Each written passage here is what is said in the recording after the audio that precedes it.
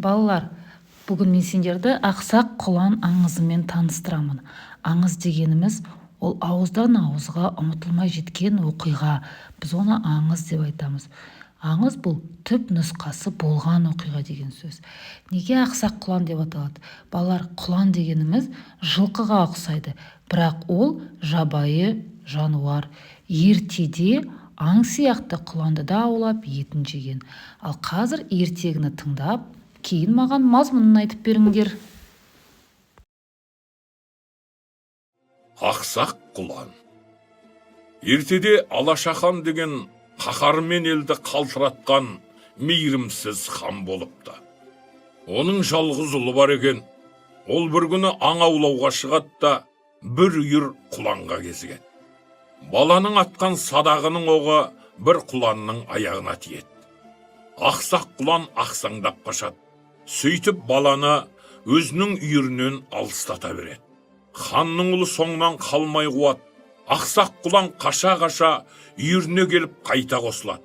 Сол кезде атып олдырып, титықтаған хан баласын құландар ортаға алып тепкілеп өлтіреді. Жалғыз ұлы хабар ошарсыз жоғалған хан іздетіп адамдар жібереді. Естеріңде болсын, кімде-кім суық хабар естіртсе, көмейіне қорғасынды балқытып құйғызамын деп ескертеді хан. Іздеушілер құлан теуіп өлтірген хан баласының өлігіне тап болады. Ал енді мұны ханға қалай естіртеміз деп дал болады дүйім жұрт. Сонда қаршадай бір бала мен естіртемін дейді де, домбырасын ұстап ханның ордасына келеді. Ханның алдына жүгініп отыра қалады да, ләм деместен домбыраны сарнатып тарта жөнеледі.